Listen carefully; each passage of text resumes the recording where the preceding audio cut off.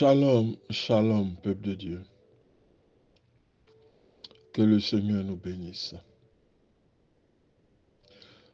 Le thème que nous voulons voir, la promesse est aussi pour vos enfants. Le Dieu que nous servons est un Dieu de promesses. L'Éternel fait des promesses et sa main l'accomplit.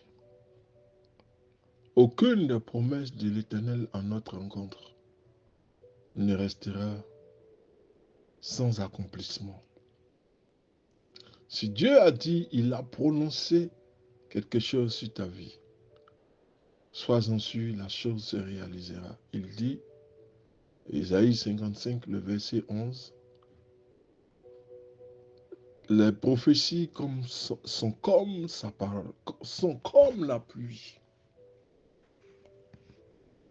Elles ne reviennent pas à lui sans avoir accompli leurs effets.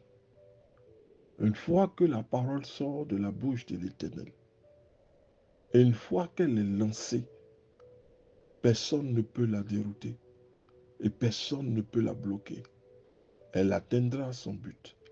La promesse de Dieu dans ta vie s'accomplira.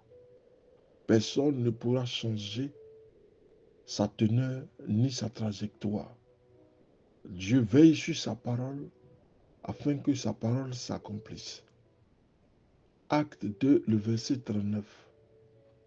Car la promesse est pour vous, pour vos enfants et pour tous ceux qui sont au loin. Non seulement la promesse est présente, elle est future, elle aussi, elle sera pour le surlendemain. La promesse de Dieu est pour nous, pour nos enfants et pour tous ceux qui sont au loin.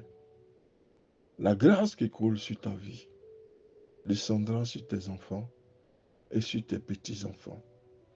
C'est pourquoi je disais d'entrée, l'Éternel tient à sa promesse et veille sur sa promesse afin que sa promesse s'accomplisse. Afin qu'elle puisse s'accomplir. Donc le Seigneur veille là-dessus. Il dit ceci, acte 2, le verset 39. La promesse est pour vous, pour vos enfants et pour tous ceux qui sont loin, pour vos petits-fils. L'Éternel fera en sorte que même si vous n'existez pas, la promesse qu'il a faite s'accomplira toujours. Elle restera toujours sur vous et elle restera dans la lignée. Parce que la bénédiction de Dieu est jusqu'à 1000 ans. Rien n'est plus affligeant pour des parents chrétiens de voir leurs enfants se désintéresser à la parole de Dieu et de vivre loin du Seigneur. Il arrive deux fois, en tant que pasteur, homme de Dieu, évangéliste, que parfois nos enfants ne suivent pas la même trajectoire, le même chemin que nous. L'ennemi faisant en sorte pour nous épuiser, nous fatiguer dans le ministère. Nous sommes dans l'église, mais nos enfants sont désintéressés à la cause du christianisme. C'est affligeant. C'est parfois déshonorant. C'est fatigant. On dira que ce monsieur ne sait pas élever les enfants. Mais nous avons un Éternel, un Dieu qui tient ses promesses. Ses promesses s'accompliront toujours. Ses parents prient jour après jour. Ils persistent dans la prière comme la veuve dans la parabole du juge unique, Luc 18, verset 8. Ils veulent prier jusqu'à voir leurs enfants sortir des chemins, des sentiers qui ne glorifient pas Dieu. Ils prient jusqu'à obtenir la satisfaction du Seigneur. Et ils prient, mais ce qui est déshonorant et ce qui est affligeant, c'est que les enfants ne reviennent pas à la foi. Nous prions pour que nos enfants nous suivent. Nous les élevons dans la droite ligne du Seigneur, le chemin que le Seigneur a tracées. Nous prions, mais nous voyons que pendant que nous prions, nos enfants s'éloignent de la foi. C'est parfois dérangeant, désobligeant. Pourtant, ces hommes de Dieu ont élevé leurs enfants dans la foi. Mais ceux-ci préfèrent faire leur propre expérience eux-mêmes. Dieu a-t-il promis de les ramener ou ce n'était qu'un rêve de leur part? Tout d'abord, soyons assurés d'une chose, que Dieu ne revient jamais sur ses promesses, comme je disais à l'entrée. L'Éternel honore toujours sa parole, quel que soit le temps qu'il faudra. Même si nous ne voyons pas l'accomplissement, sa promesse s'accomplira, elle s'accomplira toujours, et sa promesse se manifestera, et sa promesse s'accomplira de notre vivant. L'auteur des Proverbes écrit ceci. Il initie le jeune homme à la voie qu'il doit suivre.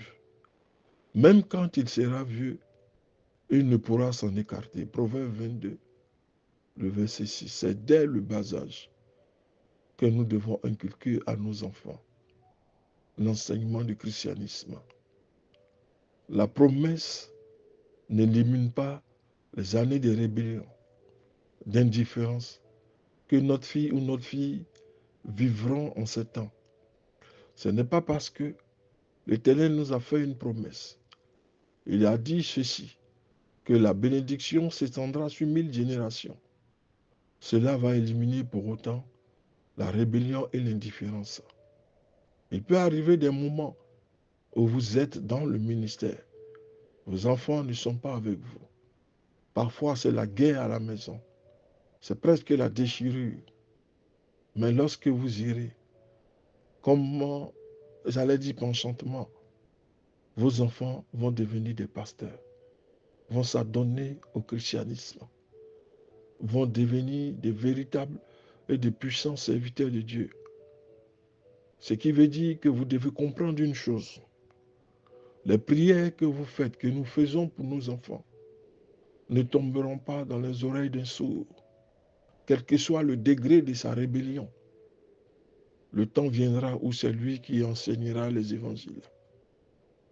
Ne soyons pas en rébellion, ni en palabre, quelle que soit la route que l'enfant a prise. Mais nous, en tant qu'enfants de Dieu, nous devons nous mettre à prier, parce que l'Éternel se manifestera. L'Éternel ne nous dit pas que parce qu'il nous a fait une promesse, et c'est là que beaucoup font des erreurs. Mais si l'Éternel m'a fait cette promesse, pourquoi mon enfant est dans l'indifférence et la rébellion totale? Pourquoi il suit d'autres dieux que le véritable sauveur? Alors les idées foisonnent. Les idées d'un côté comme de l'autre. Des idées contraires se combattent dans l'esprit. Mais l'Éternel dit que, bien qu'il ait fait cette promesse, cela ne va pas écarter la rébellion et l'indifférence.